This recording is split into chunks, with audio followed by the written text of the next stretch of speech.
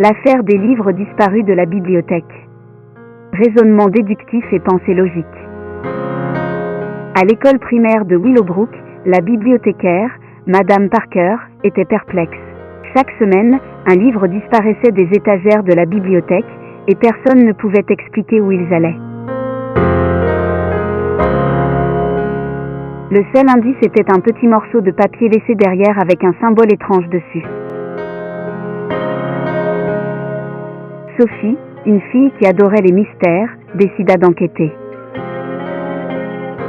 Elle s'assit et réfléchit logiquement au problème.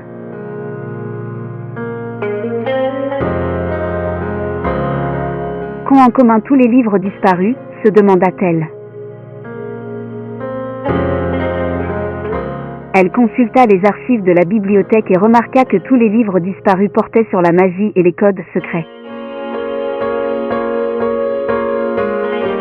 Sophie réalisa que le voleur devait être quelqu'un intéressé par ces sujets. Ensuite, Sophie dressa une liste de tous les élèves qui empruntaient régulièrement des livres similaires. Elle les observa attentivement pendant les jours suivants, cherchant des comportements suspects.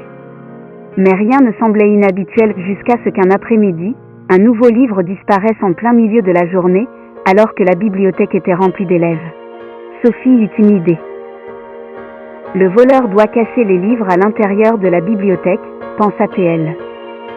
En utilisant la déduction logique, elle en conclut que les livres n'étaient pas emportés hors du bâtiment, ils étaient cachés quelque part.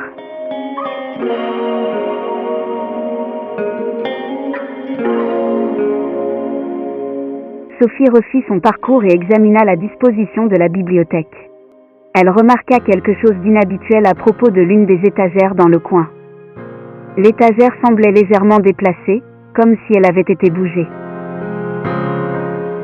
Sophie la poussa, et à sa grande surprise, elle s'ouvrit, révélant une cachette remplie des livres disparus.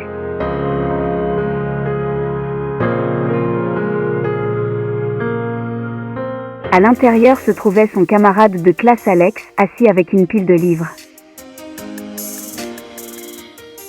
Il expliqua qu'il aimait tellement lire qu'il ne voulait pas que quelqu'un d'autre emprunte les livres avant qu'il ait fini de les lire. Alors il les avait cachés.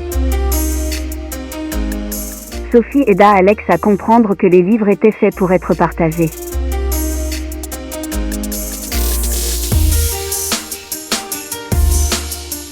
En réfléchissant aux indices et en utilisant le raisonnement déductif, Sophie résolut le mystère et aida à ramener les livres disparus à la bibliothèque.